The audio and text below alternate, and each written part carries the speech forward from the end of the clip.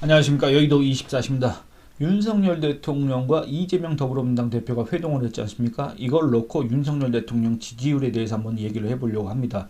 여러분들, 이 윤석열 대통령과 이재명 대표가 만난 그 장면들 또는 영상들을 보셨습니까? 저는 그 사진은 봤습니다. 그리고 그 관련 기사들은 제가 체크를 했지만 그 영상은 굳이 구태여 찾아보지 않았습니다. 왜냐면 기분이 별로 안 좋을 것 같아서 그랬습니다.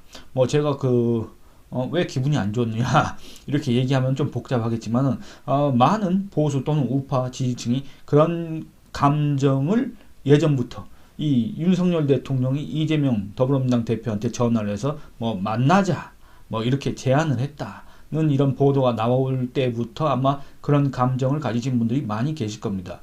일각에서는 이런 비유도 합니다. 지금 윤석열 대통령이 이재명을 만난 거 이거를 과거 조선조 때 인조라고 있었지 않습니까? 인조 때 병자호란이 있었습니다. 청나라 여진족이 쳐들어왔습니다. 그때 당시에 이 조선이 항복을 했습니다. 그래서 이 청태종 앞에 조선 임금인 인조가 나갔습니다. 나가서 309 고도를 했습니다. 그러니까 3번 절하고 머리를 9번 땅바닥에다 찢는 그런 항복 의식을 거행했습니다. 그걸 우리가 삼전도의 굴욕이라고 하지 않습니까? 그러니까 일각에서는 이 윤석열 대통령이 이재명과 만난 그걸 갖다가 지금 삼전도의 굴욕이다. 이런 식으로 느끼고 이런 식으로 비유하고 이런 식으로 집단적으로 이렇게 뭔가 모멸감을 느낀다. 이렇게 지금 토로하는 분들이 꽤 있는 걸로 알고 있습니다.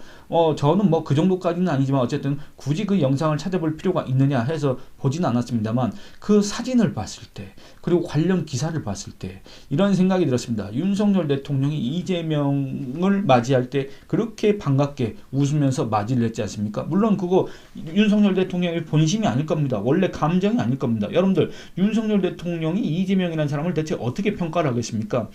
각종 범죄 의혹의 당사자인 이재명을 검사 출신인 검찰총장 출신인 윤석열이라는 사람이 대체 어떻게 평가를 하겠습니까? 그리고 이 영수회담이라고 계속 주장하는 그 더불어민주당 측에 대해서도 지난 2년 동안 어떻게 얘기해왔습니까? 아니 여당이 있고 나는 그 여당의 당원일 뿐이고 총재가 아닌데 무슨 영수회담이냐. 만약에 내가 그걸 만난다고 한다면 여당을 패싱하는 건데 그게 말이 되느냐. 그리고 지금 현재 이 야당 대표는 여당과 이렇게 카운터 파트이지 대통령과 이렇게 만나는 것도 이렇게 적절하지 않다. 그리고 각종 범죄 의혹에 지금 휩싸인 게 아니라 당사자인 그 이재명을 대통령이 만난다고 한다면 이건 잘못된 시그널, 잘못된 메시지를 검찰 또는 사법부에다가 이렇게 보낼 수가 있기 때문에 그런 우려가 있기 때문에 만나는 것 자체가 상당히 부적절하고 영수회담이라고 칭하는 것 자체도 어불성설이다. 어폐가 있다. 그런 식으로 해서 계속 지금까지 만나지 않고 있었지 않습니까? 근데 총선에서 패배한 이후에 도리어 심평 주장에 따르면 자기가 뭐 이렇게 메신저 역할을 했다 이렇게 주장을 하는데 대통령실이 거기에 대해서 어떤 반박을 했는지 잘 모르겠습니다. 도리어 갑자기 뭐 이재명을 만나자 어쩌자 이렇게 해가지고 만났지 않습니까? 근데 이렇게 씩 웃으면서 만났지 않습니까? 여러분들 저는 그 장면을 보면서 그런 생각이 들었습니다.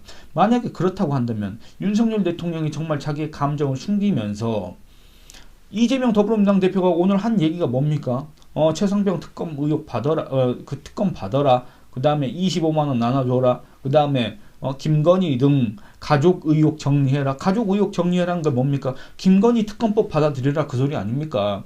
여러분들 김건희 특검법이 이미 또 발의가 된 상황이지 않습니까? 그리고 지금 최상병 특검 이거 법리적으로 따져서 과연 윤석열 대통령한테 어떤 책임을 물을 수 있을지 저는 그건 확실하지 않다고 생각합니다. 그런데 여기에 대해서 이제 윤석열 대통령이 무슨 법리적으로 이건 문제가 있다 해가지고 다시 재의 요구 거부권을 행사하지 않습니까? 이거는 이제 1차전이고 이거 하고 나서 그다음에 또 올라갈 게 뭐가 있습니까? 바로 김건희 특검법입니다. 여러분들 만약에 여기에 대해서 또 윤석열 대통령이 거부권을 행사한다 했을 경우에 그때 그 민심은 어떻게 되겠습니까?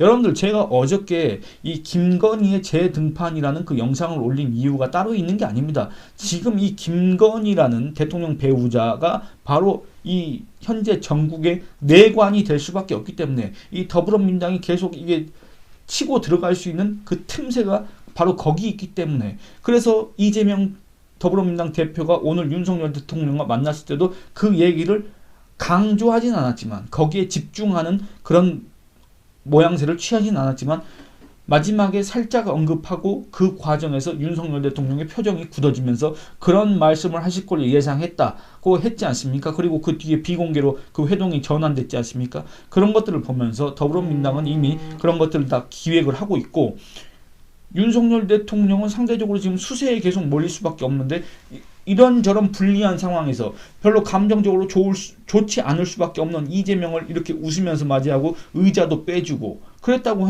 한 거 아닙니까? 저는 그런 것들을 보면서, 그런 장면들을 겪으면서 윤석열 대통령은 그렇다고 한다면 왜 한동훈 전 위원장은 만나지 않았을까? 윤석열 대통령은 왜 한동훈 전 위원장과 감정이 안 좋다고 하더라도 선거가 끝난 다음에 한동훈이라는 사람을 불러서 위로하고 격려하고 같이 이렇게, 감정은 안 좋지만 그 외양적으로는 마치 유난 갈등은 없었다는 식으로, 그리고 이번 총선을 통해서 오히려 더 돈독해졌다는 식으로, 그리고 앞으로 이 총선 참패 이후에 윤석열을 지지한 사람, 한동훈을 지지한 사람, 또 그 누구를 지지한 사람, 이런 사람들이 다 사부 노열돼서 각자 자기가 지지한 사람을 중심으로 해서 서로 내전, 일종의 내전을 지금 벌리고 있지 않습니까? 한동훈은 좌파고 윤석열은 어쩌고 저쩌고, 홍준표는 어쩌고 저쩌고, 또 누구는 어쩌고 저쩌고, 계속 그런 얘기들만 계속 나오고 있지 않습니까? 그 과정에서 만약에 윤석열 대통령이 자기의 감정은 별로 안 좋지만은 웃으면서 한동훈 전 위원장과 만나고 또 이렇게 어깨도 다독이고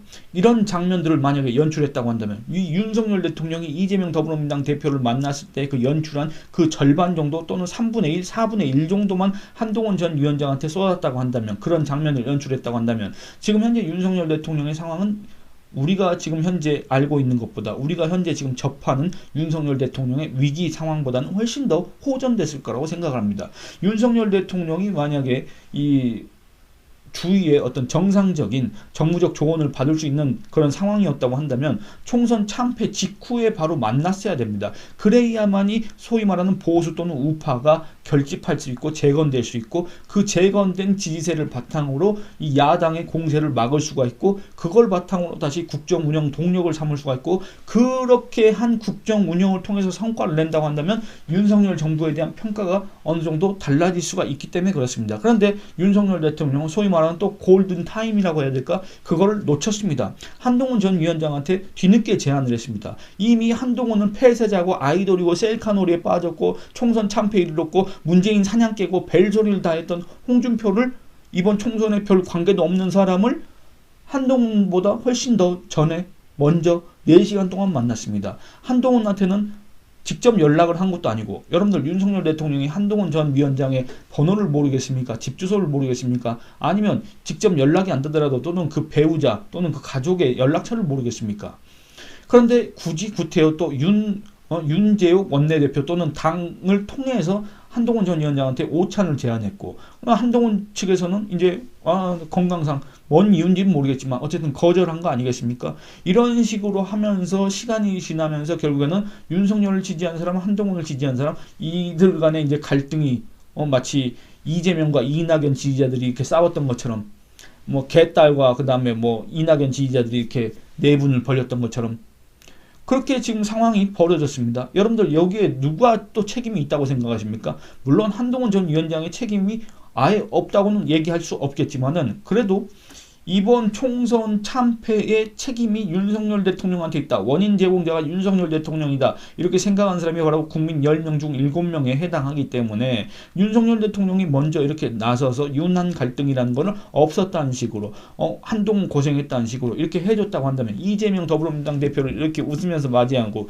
의자를 빼준 그런 어떤 연기를 했다고 한다면 지금과 같은 상황은 아마, 지금과 같은 위기는 아마 맞이하지 않았을 겁니다. 그런데 이 윤석열 대통령의 지지율을 보면 앞으로 윤석열 대통령이 과연 호전될 수 있을까? 거기에 대해서 상당한 의문이 제기될 수밖에 없습니다. 오늘 이 이재명과의 회동이 있지 않습니까? 이게 과연 어떤 의미가 있을까? 여러분들 이 회동을 통해서 남은 건 아무것도 없습니다. 무슨 대통령과 야당 대표가 만나서 무슨 합의문 이런 게 왜 필요합니까? 이게 무슨 외교입니까? 그건 아니겠지만 어쨌든 정치적으로 과연 뭐가 유의미해졌을까? 여러분들 이재명으로서는 얻은 게 많습니다. 아까 제가 처음에 비유했던 것처럼 마치 청태종이 조선조 임금 그 인조의 항복을 받는 것처럼 309 고도례를 받는 것처럼 대통령과 같은 반열에 딱 앉아가지고 대통령한테 뭐 이거 해라 저거 해라 이런 식으로 연출될 수 있는 그런 이런 식으로 기사가 나갈 수 있는 그런 제안들 그런 요구들을 했지 않습니까? 윤석열 대통령은 거기에 대해서 표정이 굳어졌지 않습니까? 그런 것들을 연출하는 게 과연 윤석열 대통령한테 무슨 도움이 됐을까 생각을 해볼 필요가 있습니다. 그게 정치적으로 의미가 있습니까? 여러분들 윤석열 대통령한테 꼭 이거를 했어야 될 그런 아주 절박한 이유가 있는 이벤트였습니까? 저는 그렇게 생각하지 않습니다. 그리고 오늘 윤석열 대통령이 보여준 그 모습은 이 윤석열 대통령의 지지층 또는 국민 지지층의 감정에 상당히 배치되는 그런 언행들이었다고 생각을 합니다. 그래서 이것들이 과연 윤석열 대통령 지지율에 어떻게 반영이 될 것인가, 긍정적으로 반영이 될 것인가, 부정적으로 반영이 될 것인가, 이렇게 놓고 봤을 때는 후자 쪽일 가능성이 크다. 그렇게 생각합니다. 만약에 윤석열 대통령 지지율이 조금이라도 올라간다? 그거는 윤석열 대통령과는 아무런 상관이 없는, 결국에는 어디냐면 호남이나 또는 이념 성향별로 따지면 진보층에서 윤석열 대통령에 대한 지지율이 올라갈 수 있습니다.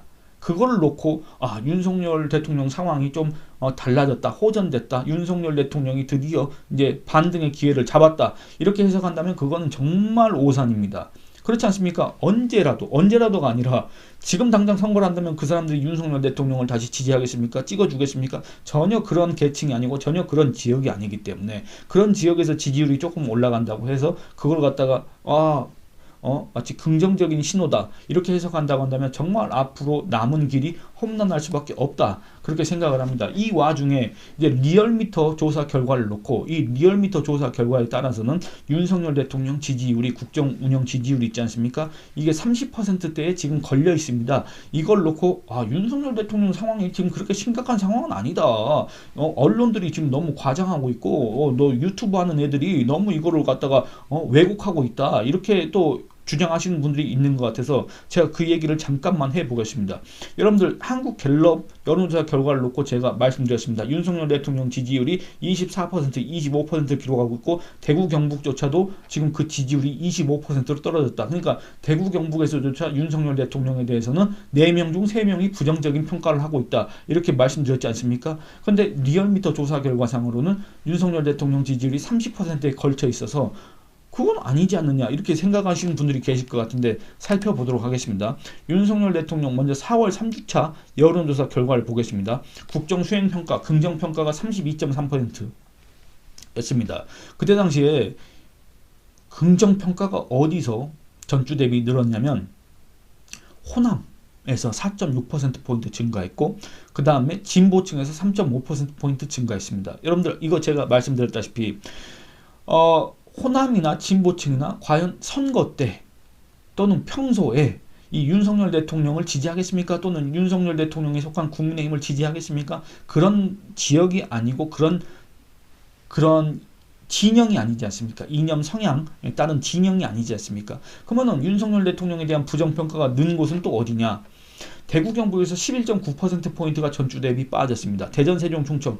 여러분들 윤석열 대통령 고향이 충남 공주이지 않습니까? 그 공주가 속한 대전, 세종, 충청에서 3.3%포인트나 부정평가가 올라갔습니다. 60대 국민의힘의 우호적인 연령층이지 않습니까? 3.1%포인트나 부정평가가 늘었습니다. 또 20대 30대 40대에 비해서 20대는 그나마 또 국민의힘에 좀 우호적이지 않습니까? 근데 이 20대에서 4.7%포인트나 부정평가가 증가했습니다. 보수층에서 또 4.7%포인트나 증가했습니다. 결국엔 뭔 말입니까? 아주 적대적이었던 지역이나 그런 집단, 진영에서 아주 소폭 지지율이 올랐지만은 결국에는 전통적인 지지 기반인 지역, 그 다음에 연령층 이런 데서는 오히려 윤석열 대통령에 대한 지지율이 대폭 빠졌다. 이 말은 뭔 말입니까? 윤석열 대통령의 지지율이 그 이준석의 표현에 따르면 질적으로 저하됐다가 이게 바로 질적으로 저하됐다는 겁니다. 윤석열 대통령한테 표를 주지 않는 지역에서 2%, 3%포인트 정도 오르고 대구, 경북 이런 데서 11.9%포인트나 빠지는 이런 것들이 과연 왜 그런 것인가? 원인을 한번 대통령실은 고민을 해봐야 되고, 그 고민을 했다고 한다면 이거를 해소하기 위한 해법을 내놨어야 되는데, 그리고 그걸 실천을 했어야 되는데, 오늘 윤석열 대통령이 이재명과의 회동을 한 거는 과연 여기에 부합하는 것인가? 거기에 대해서 한번 심각하게 생각을 해볼 필요가 있다고 저는 생각을 합니다. 여러분들도 아마 그런 차원에서 상당히 불만이 많으실 거라고 생각합니다. 그러면 이제 오늘 나온 4월 4주차 리얼미터 조사 결과를 살펴보도록 하겠습니다. 전주 대비 2.1%포인트 긍정평가가 빠져서 30.2%를 기록했습니다. 긍정평가가 증가한 곳은 어디냐면 광주 전라 지역에서 2.2%포인트가 증가했고, 부정평가가 늘어난 곳은 서울 5.5%포인트가 늘었습니다. 부정평가가. 여러분들 서울, 경기, 인천 이 수도권이라고 하는 지역에서 상대적으로 이 서울이 국민의힘에 좀 우호적이지 않습니까? 경기도는 완전히 험지고, 근데 이 서울에서조차 5.5%포인트가 부정평가가 늘었고, 부울경, 이 대구 경북만큼은 아니지만 이 부울경도 이번에 이 낙동강 전선에서 부울경 어떻게 했습니까? 국민의힘한테 다 의석을 거의 몰아줬지 않습니까? 몇 석 빼놓고. 여기서 또 5%포인트가 부정평가가 늘었습니다. 인천 경기에서도 3.2%포인트, 대전 세종 충청에서 또 2.7%포인트가 부정평가가 늘었고, 그 다음에 50대에서 3.1%포인트, 60대에서 4.2%포인트. 여러분들 60대 그리고 70대 이상은 정말 거의 말해서 일방적으로 국민의힘이 압도적인 연령층이지 않습니까? 이 비율로 굳이 따진다고 한다면 한 7대3 내지는 7.5대 2.5식으로 이 60대와 70대가 국민의힘한테 이렇게 지지 성향이 강한데, 여기에서도 또 4.2%포인트, 2.8%포인트가 부정평가가 늘어났다는 얘기입니다. 그러면 전주에 이어서 또 뭡니까? 역시 국민의힘한테 전통적인 지지층이라고 할 수 있는 연령층, 여기에서 표가 많이 빠졌고 지지율이 빠졌고, 그 다음에 상대적으로 우호적이었던 지역에서도 많이 빠졌다. 이렇게 얘기할 수밖에 없습니다. 이거는 왜 그렇습니까? 아까 제가 앞서 말씀드린 것처럼 윤석열 대통령이 총선 참패 직후에 이 전통적인 지지층 또는 경합 지역에서 국민의힘을 지지했던 그런 연령층 또는 지역, 여기에 만족할 만한 그런 행보를 하지 않았기 때문에, 소위 말하는 보수 또는 우파 결집을 할 수 있는 그런 계기를 마련하지 않았기 때문에, 그런 것들을 갖다가 하지 않아서 이런 것들이 여론조사 결과에 반영됐다. 이렇게 얘기할 수밖에 없습니다. 그래서 결국에는 30.2%를 기록했다. 이게 결코 좋은 게 아닙니다. 이게 결코 안도할 수 있는, 이게 결코 안심할 수 있는 그런 지지율이 아니다. 그 말입니다. 왜 그러냐면 제가 그걸 한번 이제 또 짧게 얘기를 해보겠습니다. 여러분들 2016년 10월 3주차 리얼미터 여론조사 결과, 그때는 언제입니까? 박근혜 대통령 재임 기간 아니었습니까? 그 다음 주에 최순실 국정농단 의혹이 제기가 됐습니다. 그리고 박근혜 전 대통령 지지율은 한 자릿수로 폭락을 했습니다. 그럼 그 전에 박근혜 전 대통령 지지율은 어땠느냐 살펴보겠습니다. 그때 당시에 박근혜 전 대통령 지지율이 28.5%였습니다. 여러분들 윤석열 대통령 30.2%지 않습니까? 지금 현재 30.2%가 나온 여론조사의 표본 오차는 플러스 마이너스 2.1%포인트인가 아마 그럴 겁니다. 이때 당시 리얼미터 2016년 10월 3주차 리얼미터 조사 때 신뢰 수준은 플러스 마이너스 1.9%포인트입니다. 이 표본 오차를 감안하면 지금 현재 윤석열 대통령의 지지율과 당시에 박근혜 전 대통령 지지율 28.5%가 대동소이하다, 비슷한 상황이다, 이렇게 얘기할 수가 있겠습니다. 오히려 그때 당시에 박근혜 전 대통령은 대구 경북이라는 지역 기반이 있었고 그렇기 때문에 오히려 더 유리한 상황이고, 오히려 더 상당히 조금 윤석열 대통령에 비해서는 양호한 상황이었다. 이렇게 얘기할 수가 있습니다. 그런데 윤석열 대통령은 박근혜 전 대통령에 비해서 어떤 정치적 기반이 있는 것도 아니고, 그 다음에 이 소위 말하는 친윤계가 친박계처럼 그렇게 공고하지도 않았고, 그렇지 않습니까? 이런 상황에서 윤석열 대통령은 먼저 급선무로 이 보수를 결집해야 되고 재건해야 되는데, 그런 계기를 마련해 줘야 되는데 지금 왜 이런 행보를 계속하고 있을까? 이게 과연 윤석열 대통령을 찍어줬던, 그리고 지금까지도 윤석열 대통령을 긍정적으로 평가했던 그 사람들의 감정에 부합하는 것일까?